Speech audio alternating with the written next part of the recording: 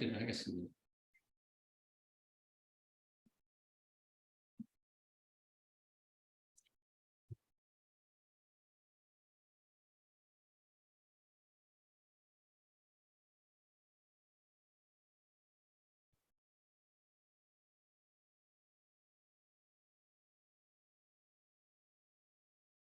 자, 오늘 20일이고요. 이게 제목을 하고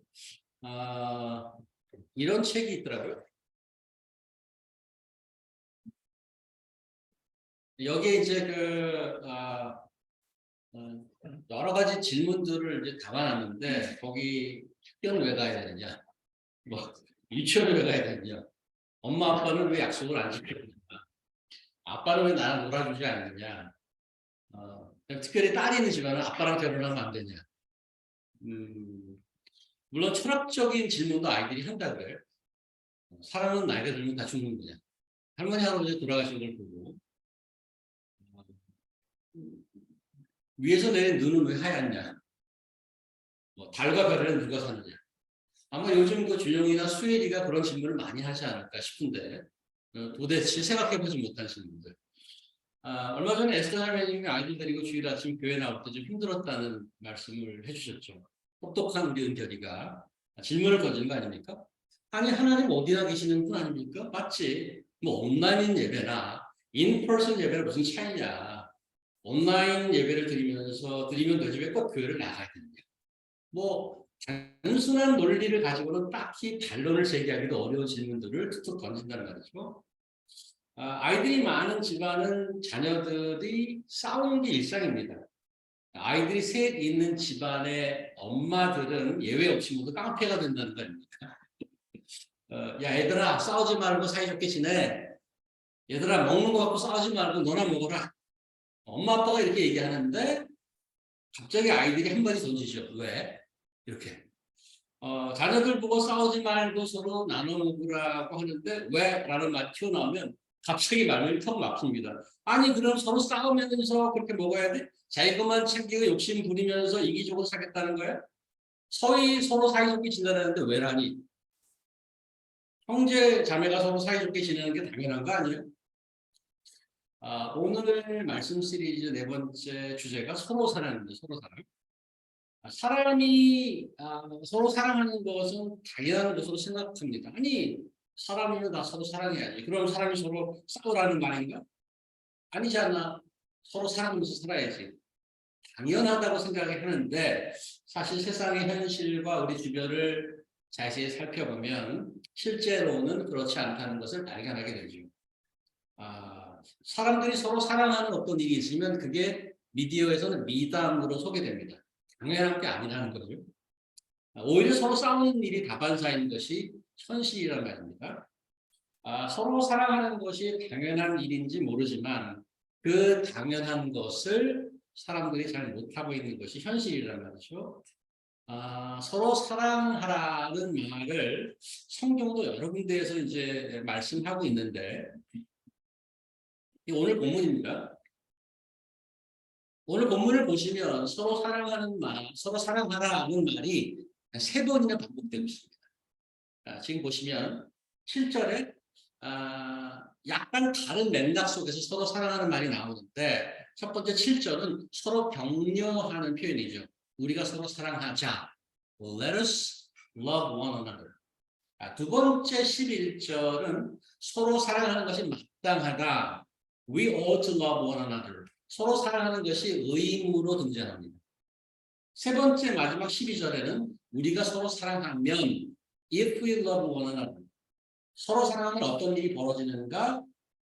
가정법 조건절로 등장합니다. 이렇게 정리하면 상호 격려로 let us love one another, 그 다음에 의무로 we ought to love one another, 그 다음에 조건으로 if we love one another. 이 세 가지를 나타내는데 이 말씀을 조금 더 깊이 있게 살펴보면서 우리가 서로 사랑하는 말을 어떻게 이해해야 하고 어떻게 실천해야 하는지를 배워보려고 합니다. 먼저 7절을 보시면 사랑하는 자들아 우리가 서로 사랑하자. 왜 사랑해야 하죠? 그게 당연하니까. 당연한 것 같지만 사람이 서로 사랑하는데 현실에서는 결코 당연하지 않다는 증거가 훨씬 더 많이 드러나지 않습니까? 작년 10월 유엔 총회 한국 대통령이 참석하는 행사에 보조 업무를 맡아서 일주일간 호텔에 가서 일을 했는데 그때 한국 기자들이 그 프레스센터를 대통령 움직일 때마다 프레스센터를 이제 개설을 합니다. 근데 그 호텔에 개설을 했는데 그 설치된 호텔에서 펑션룸에서 한 사람을 만났어요. 누굴 만났냐면 이름이 유진아예요. 경민 리나 자매 막내 동생 진아 자매를 그 기억하시죠? 우리 교회 몇 번 오셨죠? 그 프레스 행사장에서 진아 자매를 처음 봤는데 딱 보자마자 제가 소리쳤어요. 붕어빵인데? 이렇게 해서 언니랑 너무 닮아요. 굉장히 그냥 보자마자 알아. 그냥 언니야 언니 그냥. 좀 놀라웠지만 사실은 당연한 거였어요. 왜냐하면 두 사람이 같은 부모에서 나왔으니까 닮은 건 당연하죠. 사랑하는 자들을 우리가 서로 사랑하죠. 왜요? 7절에 보니까 뒷부분에 그 사랑은 하나님께 속한 것이니 한글에는 그렇게 나왔지만 영어에는 뭐라고 시작하냐면 for 그랬어요. Let us love one another for love comes from God. 그래서 이유를 얘기하고 있어요. 사랑하는 이유가 뭐냐? 왜냐하면 사랑은 하나님께 속해 있는 것이고 하나님께로 난 자들은 모두 사랑하는 자가 되기 때문에 하나님의 본질과 속성을 말씀하고 있잖아요. 하나님은 사랑을 가르치거나 정보를 주는 이야기보다 하나님이 사랑 자체란 말이에요. 그래서 하나님께로부터 난 자들, 즉 하나님의 가족은 그 아버지의 본질을 닮았기 때문에 사랑하는 것입니다. 지난번 우리 베드로후서를 공부할 때 봤던 구절을 하나 소개해 드립니다. 베드로전서인데요. 교수님. 왜 신기한 능력으로 생명과 건강에 속한 모든 것들을 우리에게 주셨으니 이는 자기의 영광과 더불어서 우리를 부르신 이를 알므로 말미암음이라. 이로써 그 보배롭게 지극히 큰 약속을 우리에게 주사 이 약속으로 말미암아 너희가 정욕 때문에 세상에서 떠가질 것을 피하여 신성한 성품에 참여하는 자가 되게 하려 하셨는지. 하나님께로부터 난 자들, 하나님의 가족이 된다는 것을 베드로는 어떻게 표현하는가 하면 하나님의 성품에 참여하는 자라고 얘기합니다. So that you may participate in the divine nature. Divine nature. 하나님의 성품이 뭐죠? 본질적으로 오늘 본문으로 돌아가면 love belongs to God because love is God. God is love. 하나님께서 사랑 자체이십니다. 하나님의 자녀들, 그에게 속한 자들은 그의 성품을 담고 그의 성품에 참여하는 자들입니다. 즉 서로 사랑하는 자가 된다는 거죠. 사랑하시나요, 여러분들? 아버지를 닮아서? 사랑하고 있다면 아버지를 닮은 것입니다. 형제 자매를 사랑한 기억이 별로 없으면 아직 하나님을 모른다고 할 수 있습니다. 나는 하나님의 가족인가? 자문해 봐야 할 것입니다. 자, 그런데 이런 질문이 이제 마음에 떠오르죠. 도대체 사랑이 뭔데? 하나님은 사랑이시라 이거 하나를 마스터 키처럼 사용하는 이들이 있습니다. 이런 분들이 좋아하는 구절이 또 있죠. 사랑은 모든 허물을 덮느니라. 이거 하나로 다 해결하는 거죠.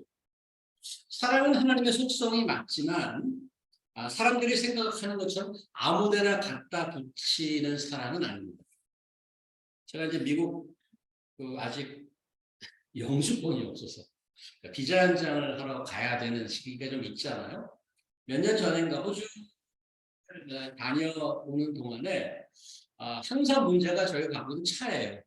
이거를 맨하탄에서 그래서 이제 승려자분들한테 제가 이거 이제 갔다 온 동안 쓰시겠느냐고 했더니 천마디에 노예요. 천마디에 노. 뭐 맨하탄이나 브루클린 시내에서 자동차가 있어도 파킹이 어려워요. 특별히 이제 뭐 9 to 5 일하시는 분이 더 어렵죠. 왜냐하면 거기 뭐 청소하는 것 때문에 맨날 옮겨야 되고 그렇단 말이죠. 그래서 저 이해는 하고 그레이트 넥에 사시는 저희 사촌 형님들에게 맡겼어요. 멀리 퀸스 안에 들어가서. 사실은 뭐 맨하탄에서 파킹하려면 파킹 장애 지불은 워낙 비싸죠. 스트리트 파킹은 정말 하늘의 별따기입니다. 파킹을 시도하려고 표지판을 보면 좌절하죠. 이제 이런 게 나오죠. 이런 거 보셨어요 혹시? 차가 없으면 이런 건 뭐 잘 볼 일이 없는데 거기 파킹 길거리 가면 이렇게 돼 있죠. 이런 게 수두룩해. 메라톤에는 이거 세우라는 걸 말하는 거예요. 이거 언제 세울 수 있지? 예를 들어서 아세요 혹시? 이걸 해석하는 거 알아요. 해석하는 거. 여기서는 이거 세울 수 있는데 세웠다가는 요거 이거 이 세 가지가 동시에 적용되는 거를 이해해야 거기에 티켓을 안 먹을 수 있어요. 이거 이해하는데 거의 디그리가 필요할 정도예요. 해석하는 게 쉽지 않아요. 모든 사인을 정확히 이해하고 모두 한꺼번에 동시에 적용해야 됩니다. 한 가지 예를 여기 보면은 노 스탠딩 7시에서 12시, 10시, 2시에서 7시, 오전 7시에서 10시까지 세우면 안 돼. 그 다음에 2시에서 7시까지 세우면 안 돼. 그럼 그 사이에 10시부터 2시까지는 되느냐? 여기 10시부터 2시까지 나온다. 여기는 되느냐? 컨버터 논리야. 트럭 같은 것만 세울 수 있어요. 근데 그것도 3시간 리미트야. 돈 내고 해야 돼. 그러면 금요일이면 되느냐? 센터데이면 되느냐? 되는데 돈 내야 돼. 9시부터 7시간. 공짜 파킹은 언제냐? 공짜 파킹은 언제냐? 여기 9시 전이나 7시 이후 주말에는 돼. 이거를 다 알자 그냥 세웠다? 티켓이에요. 티켓은 또 괜찮지. 아예 토잉해서 가. 토잉해서 가면 미니멈 300불이에요. 미니멈.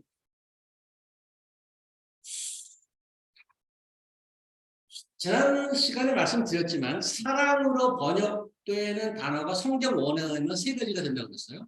기억하십니까? 에로스, 필레아, 아가페. 육체적인 사랑, 친구와의 사랑, 희생적인 사랑.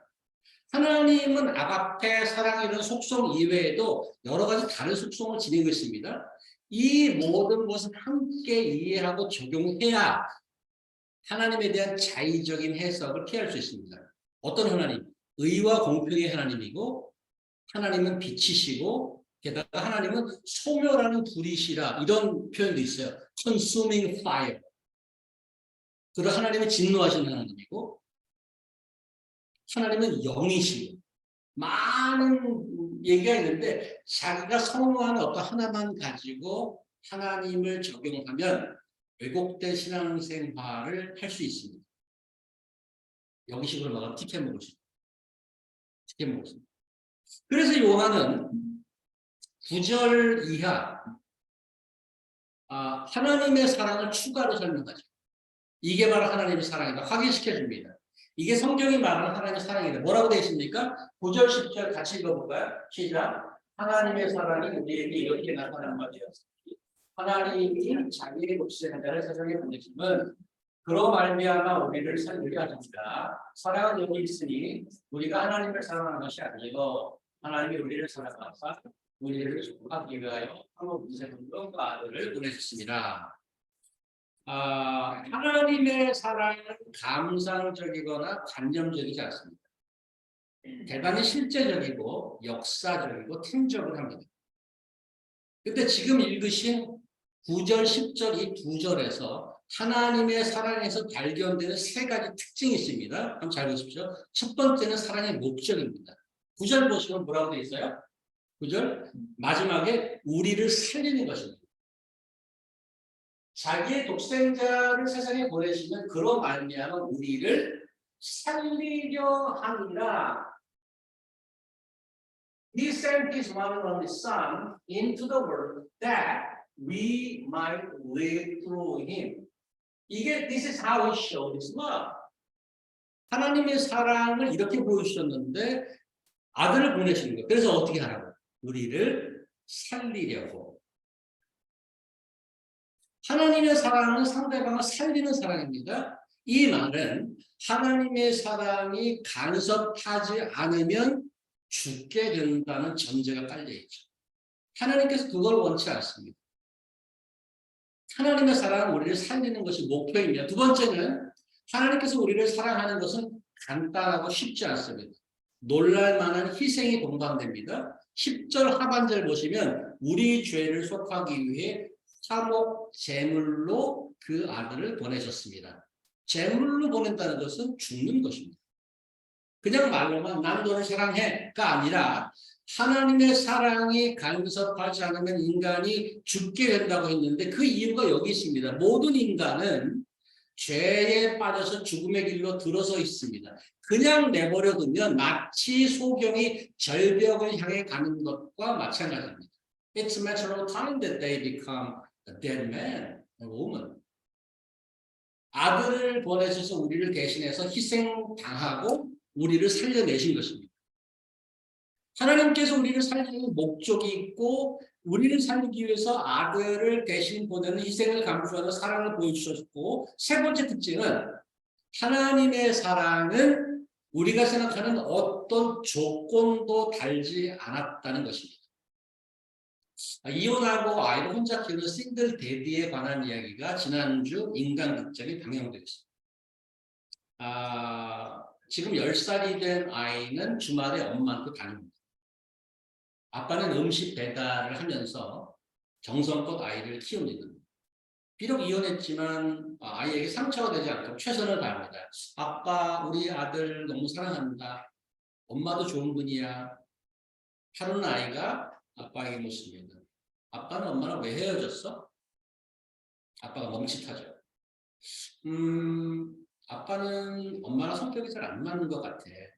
하지만 엄마나 아빠는 모두 시호를 사랑해. 애들이 좀 시호해. 아이의 눈망울에 눈물이 그렁그렁해집니다. 모든 인간의 사랑은 예외 없이 조건이 붙습니다. 성격이 맞아서, 집안이 좋아서, 믿음 있는 가정이라서, 키가 커서, 어깨가 넓어서, 멋지게 생겨서, 센스 오브 휴머가 있어서, 매력적이서, 같이 있으면 편안해서. 남자들은 대부분 이게 나오죠. 예뻐서. 경제적으로 안정돼서. 남자나 여자나 다 마찬가지입니다. 모두 조건을 봅니다. 이런 조건을 보는 것이 근본적으로 잘못됐다고 얘기하는 것이 아닙니다. 결혼을 아무나 막 할 수는 없잖아요. 그런데 인간을 향한 하나님의 사랑은 조건이 없습니다. 그냥 사랑하십니다. 왜냐하면 because he is love. 하나님은 사랑이시기 때문에. 우습잖아요. 기록된 바 의인은 없나니 하나도 없으며 깨닫는 자도 없고 하나님을 찾는 자도 없고 다 치우쳐 함께 무익하게 되고 사랑하는 자는 없나니 하나도 없도다. 그들의 눈앞에 하나님을 두려워함이 없느니라. 성경이 말하는 인간의 상태입니다. 희수자입니다. 여호와께서는 이 세상의 모든 민족 가운데서 여러분을 택하여 자기 백성으로 삼겠습니다. 여러분이 다른 민족보다 수가 많기 때문에 여호와께서 여러분을 사랑하시고 택한 것이 아닙니다. 오히려 여러분은 모든 민족 가운데 가장 작은 민족입니다. 여호와께서는 다만 여러분을 사랑하시고 여러분의 사람들에게 하신 약속을 지키기 위해서 큰 능력과 놀라운 공적으로 이집트와 노예 생활에서 여러분을 구출해 내신 겁니다. 약속의 땅에 들어가기 전에 신명기에서 모세는 하나님께서 그들을 택하신 이유를 분명하게 얘기합니다. 하나님께서 당신을 사랑하셔서. 다른 건 없어. 에스더전에. 우리가 죄인이었을 때 그리스도께서 우리를 위해 죽으심으로 하나님께서 우리에 대한 사랑을 나타내셨습니다. 이제 우리가 그리스도의 피로 의롭다함을 인정을 받았으니 그분을 통해 하나님의 무서운 형벌에서 구원을 받을 것을 찬양합니다. 하나님은 우리에 대해 사랑했는데 언제? While we were still sinners. 우리가 죄인 되었을 때. 이 지금 보신 세 구절은 하나님의 사랑이 얼마나 무조건적인지, 우리가 얼마나 조건에 부합되지 않는 자인지를 보여주고 있습니다. 하나님의 사랑은 우리를 살리는 것이고 희생을 감수하시는 것이고 우리로부터 어떤 조건도 보지 않으신 사랑입니다. 이게 하나님의 사랑이란 말이죠. 하나님의 사랑이 이렇게 나타났는데 그 다음은 어떻게 되는 겁니까? 다시 우리 본문으로 돌아가면 그 다음은 어떻게 돼요? 11절 사랑하는 자들아 하나님이 이같이 우리를 사랑하셨은즉 뭐예요? 그 다음에 우리도 서로 사랑하는 것이 마땅하도다. 야, 하나님 우리 이렇게 사랑했는데 우리도 서로 사랑해야 되지 않겠어? 하나님의 사랑은 본질상 이기적인 우리를 도전하고 있습니다. 나만 알고 내 중심적으로 살던 자들이 하나님의 가족이 된 이후에 하나님의 식구다운 진정한 식구의 모습으로 변화될 수 있을까요? 아버지를 닮은 사랑 많은 자녀가 정말 될 수 있을까요? 하나님이 이같이 우리를 사랑하셨은 즉 우리도 서로 사랑하는 것이 마땅하지 않겠느냐? 이런 모습이 우리 안에 있는가? 예수를 믿고 하나님을 믿고 크리스천이 되고 교회에 출석하는 이들 사이에 우리들 사이에 이런 모습이 보이는가? 지난 시간에 제가 드라마를 잠깐 언급했는데 아예 정리해서 갖고 왔습니다. 한번 보시라고. 에스더 손자매님. 이거는 뭐 보시고 이게 조금 길지만 한번 읽어보시고 이제 기사를 좀 정리해서 했거든요. 한번 읽겠습니다. 드라마는 우리가 화제다. 지난 11일 넷플릭스 탑10에 따르면 지난 2일부터 지난 8일까지 8,258만 시간 기록해 TV 기획 영화 공동 1위를 차지했다. 더 글로리는 모습입니다. 학창 시절 가격이 제일 신뢰입니다. 일단 이게 신학 훈련 기회를 더한 문도는 성리적 분위 성장에 가해자들의 복수한다는 게 이야기입니다. 드라마를 아직 접하기 전이라면 얼핏 이런 과정이 과도하지 않았나 하는 인상이 들 수도 있다. 글자 역시 글자를 언급할수록 운동을 응원하게 됐고 가해자들을 응징할 때마다 쾌감을 느낀다. 학창 시절 기억이 떠올랐다. 중고등학교 시절 글자는 운동원처럼 매일같이 얻어맞지만 학교 생활을 했다. 그래서 학교를 벗어나는 이유가 큰 건다. 적어도 글자는 운동원의 복수를 통해 대인 만족을 느꼈다. 이 드라마에서 카타르시스를 느끼는 분이고 한결같이 지난 날 강하게 만났다고 설명합니다. 이 드라마와 주제를 잡은 학교 공부 주셔서 학부는 대한민국 사회를 지배하는 목적에 충원한다. 더 글로리가 그리는 학부는 실로 끔찍하다. 드라마 속 주인공 운동이 학부를 당한 시기는 2000년대 초반이지만 지금도 학부 가해자들이 언론에 등장할 정도로 현재 진행하는 이슈다. 언론을 통해 진행될 수 있는 단순 폭력을 넘어 문제로까지 진행된 상황이다. 운동의 현실이 분석해도 정말 이상한 것입니다. 해선자는 이 드라마에는 또 하나의 고졸이 고되는 바로 교회다. 운동원을 괴롭혔던 가해자 중 한 명이 이 사람 임희어라 군의 아버지는 제법 큰 교회를 대표하는 목사로 이 사람은 교회에 나가 참여하고 기도한다. 이 사람의 보험가는 나름 신실해 보인다. 운동원에게 거액을 건네며 이 사람가 하는 말에 그의 보험관이 잘 보인다. 난 너에게 한 짓 다 회개하고 보험받았어. 이 드라마가 본격적으로 교회 부조리를 고발하는 건 아니다. 하지만 이 사람은 캐릭터는 최근 대중문화가 한국 교회를 바라보는 시선을 우습게 보여준다. 넷플릭스는 한국 교회의 위선을 더욱 노골적으로 드러낸다. 전 세계적으로 화제를 모았던 드라마 오징어 게임은 예수교 교회에서 흔하게 하는 기도를 보면서 기도고 수련원에서 마약상이 심리수단으로 목사직을 선택한다. 이럴 설정은 왜 나오게 됐을까? 교회를 바라보는 시선이 왜곡돼서일까? 박민자매 읽어줄 수 있어요? 그 다음.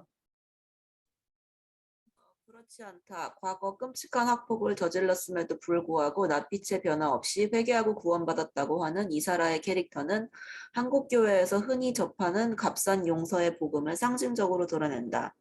한국교회가 설파하는 값싼 용서와 같은 복음이 오히려 부조리를 부채질한다는 지적은 늘 있었다. 문제는 이런 복음이 여전히 교회에 만연해 있고 목회자의 변화는 더디다는 점이다. 현실에서도 마찬가지다. 정치인, 법조인 등 공적 영역에서 상당한 지위를 가진 공인이 직위를 이용해 엄청난 범죄를 저지르고도 교회에 출석한다.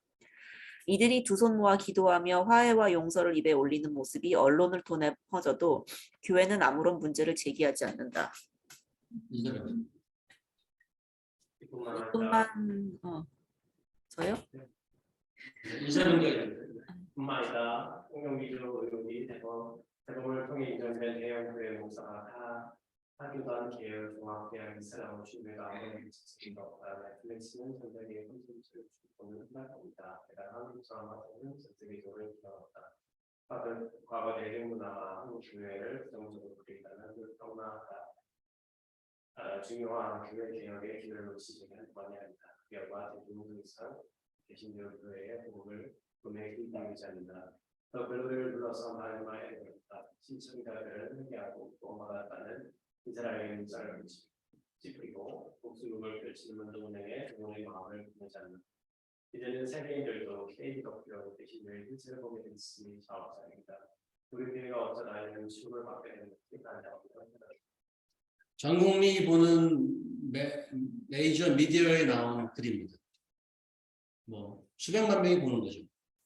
지금 가슴 아픈 얘기입니다. 이게 21세기 한국 교회의 모습이라면 맨하탄에 있는 우리는 좀 다를 수 있을까? 이런 생각이 들었습니다. 성경은 계속해서 우리에게 도전하죠.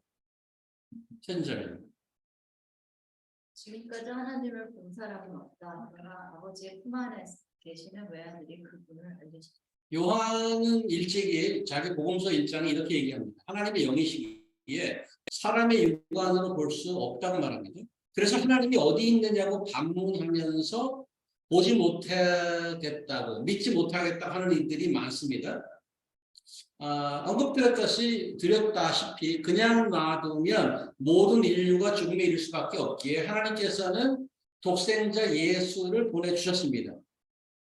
그분이 하나님이 누군지를 드러내셨단 말이죠. 2000년 전 예수 그리스도는 이스라엘 땅 베들레헴에 태어나서 인간 역사에 들어오셨고 33년간 인간과 같이 살다가 죽음을 당하고 다시 부활하여 하늘로 승천했습니다. 야, 하나님이 누구야? 야, 예수님을 봐. 예수님을 보면 하나님이 누군지 알 수 있어. 그런데 지금 예수님도 승천해서 없어요. 지금 21세기는. 그렇다면 보이지 않는 하나님, 역사 속에 잠깐 왔다 가신 예수님, 지금 우리 육안으로는 하나님이든 예수님이든 볼 수 없는데 어떻게 그분을 믿으며 어떻게 그분처럼 사랑할 수 있을까? 오늘 본문의 마지막 절, 22절, 어느 때나 하나님을 본 사람은 없으되 만약 우리가 서로 사랑하면 하나님이 우리 안에 거하시고 그의 사랑이 우리 안에 온전히 이루어지느니라. 성경은 여기서 놀라운 말씀이죠. 예수님을 보면 하나님을 알 수 있는데 하나님을 알고 그의 사랑을 볼 수 있는 방법이 또 있다고 얘기했는데 그게 뭐예요? 우리가 서로 사랑하면. 만일 우리가 서로 사랑하면 하나님이 우리 안에 계시고 그의 사랑이 우리 안에서 made complete. 한국 교회는 아시다시피 바닥을 쳤습니다. We can't help. 어쩔 수 없을 정도의 수준이 되었습니다. 엊그저께 또 기사를 읽다가 와 정말 육두문자가 나오는 한국 천안에 137m짜리 예수상을 세운대요. 137m, 지금 리오데자네이로인가 거기 예수상 있잖아요. 그게 36m인가 그렇대요. 근데 137m짜리 세운다니까 자유의 여신상이 97m인가 그렇대요. 136m짜리 예수상을 세우겠대요. 이유는 뭐예요? 지금 리오데자네이로나 거기 보니까 많은 사람들이 가서 그걸로 감동을 받고 우리나라에서 그걸 해야 되겠다. 와, 정말 이게 열려갖고 뭐라고 그거 다 목사 장로가 하는 일이에요. 이 일을 위해서 제가 최선을 다하겠습니다. 그렇게 나왔어요. 예수 상을 세워서 다른 예수 믿을까요? 얼마나 웃음거리가 되겠어요. 전 세계에 웃음거리가 되자고 작정을 한 것 같아요.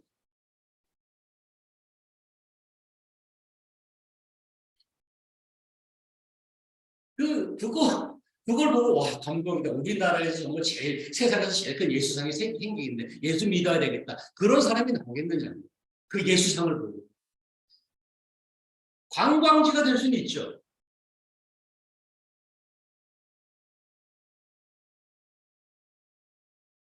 이미 바닥을 쳤는데 더 이상 내려갈 때는 우리 계속 그러고 있어요. 이미 교회는 미디어와 영화, 드라마, 조롱의 대상으로 전락을 했고 거기서 현실적으로도 마찬가지입니다. 어떻게 해야 되나요? 성명을 발표하고 대노할까요? 미디어에 반박글을 올릴까요? 오늘 말씀 중에 우리에게 이렇게 도전하죠. 만약 너희가 서로 사랑하면 어떻게 사랑하죠?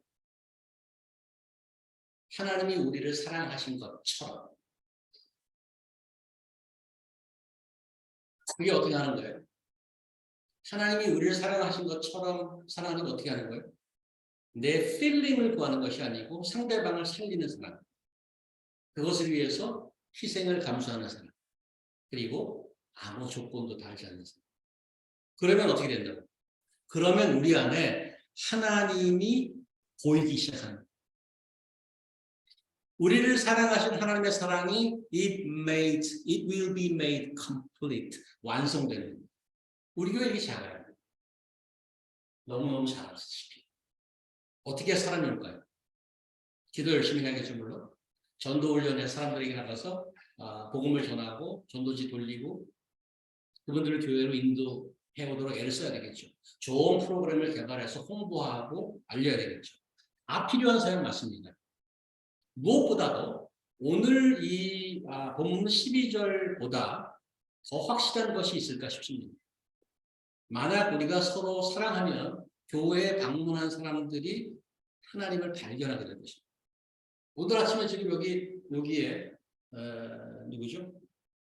수엘이랑 준영이가 여기 앉아 있는데 조그만 애 둘이 이렇게 앉아 있는데 so beautiful, so beautiful. 아무 조건이 없어. 그냥 좋아하는 거야. 찐이야. 찐. 뭐 얘네 집안이 좋아서 성격이 맞아. 그런 게 없잖아. 얘들은. 그런 게 없잖아. 그냥 찐이야. 너무 아름다워. 지금 우리 눈에도 그런데 우리 어른들이 진정으로 사랑하는 모습 보면 여기에 하나님이 보인다니까요. 그것 이상 파워풀한 전도가 어디 있겠어요. 우리 교회가 이처럼 작아지는 것은 뭐 여러 가지 분석을 하고 이유가 있겠지만 오늘 말씀을 보면서 그동안 우리가 진정으로 사랑을 하지 못했나? 그런 생각이 좀 들었어요. 지금이라도 늦지 않았죠. 오늘 들은 말씀대로 순종하여서 우리가 서로 진심으로 사랑하고 하나님이 거하시고 우리 안에 하나님의 사랑이 온전히 이루어지고 그렇게 되면 이로 인해 더 많은 분들이 우리 안에 하나님을 발견하고 함께 예배하는 날이 오지 않겠습니까? 그런 날이 기대가 됩니다. 기도하겠습니다. 하나님 감사합니다.